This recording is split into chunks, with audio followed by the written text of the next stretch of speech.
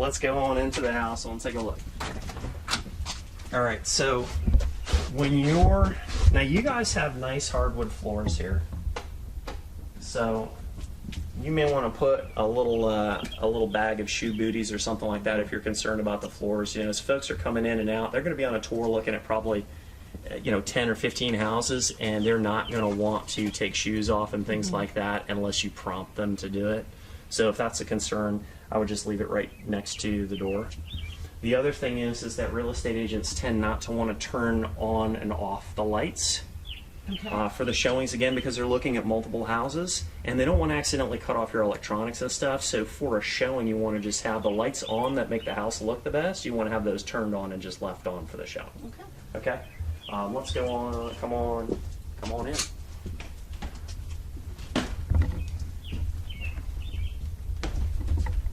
So your front door is super clean, and you don't have any problems with any of the hardware. Had you had all the old tarnished hardware and things like that, because of people standing on the outside and looking the way that they do for so long, if you had all the tarnished hardware, that would be something that would definitely be worth replacing.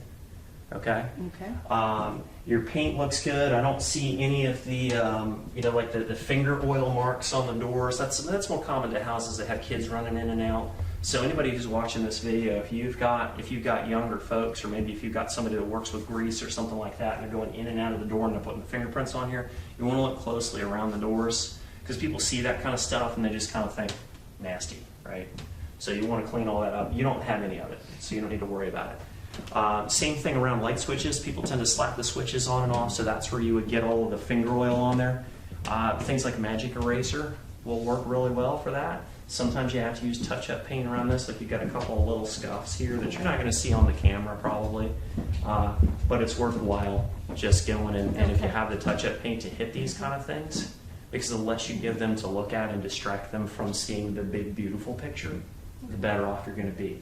Now, if you're going to do the paint yourself, there's some tricks. You can take a wet brush and a dry brush, water down the paint a little bit so it goes on real thin. Okay. Right, and you can just dab it on with the wet brush, and then you can whisk back across it with the dry brush, and it'll blend it right in, so you won't get these patches where it looks like you've just dabbed on painting, because the paint will also, as it's drying, the colors will change, and as it ages, the colors change. So to get it to blend in as well as you can, hit it with a magic eraser if that doesn't come off, and just do that wet brush, dry brush thing.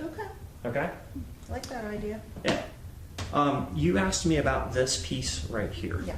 So when you take a nice big three-dimensional space like this, and then you squeeze it down into a 4x4 square, and then you squeeze it flat. This is the 4x4 square is what most people are looking at it on, right? Everybody's mobile these days, they're looking at it on their phone. Okay. Then you squeeze it flat into 2 dimensions, right?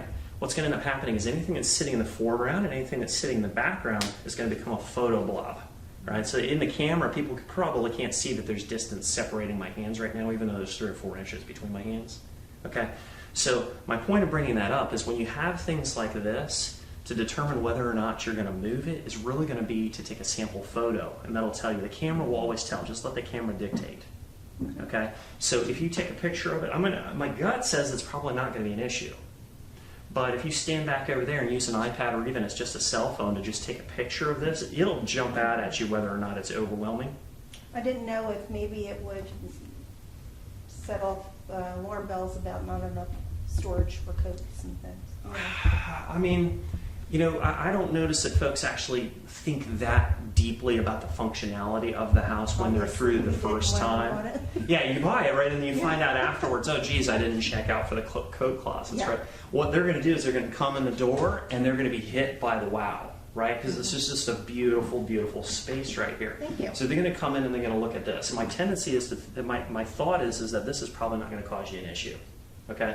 Now, if you can swing around and look at this, these type of things, okay, anything that has storage space, okay, you know how when you buy them originally, and you start out and it's totally empty, so you get a couple little tchotchkes that say live, laugh, love, and a little candle on there, and then later on it'll collect a shoe, and then a purse, and then a tennis ball, and then suddenly it's got stuff on it.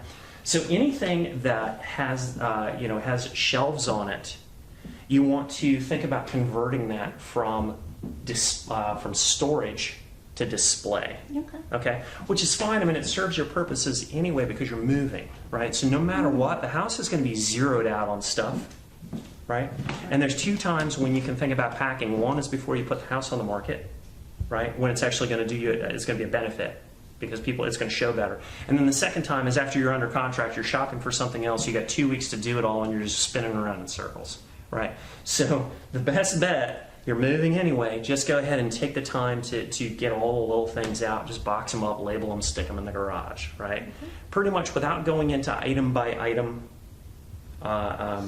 detail, pretty much anything under about 10 inches tall is suspect. And if you find yourself wondering, should I pack this up? If you're wondering, the answer is probably yes. Yeah.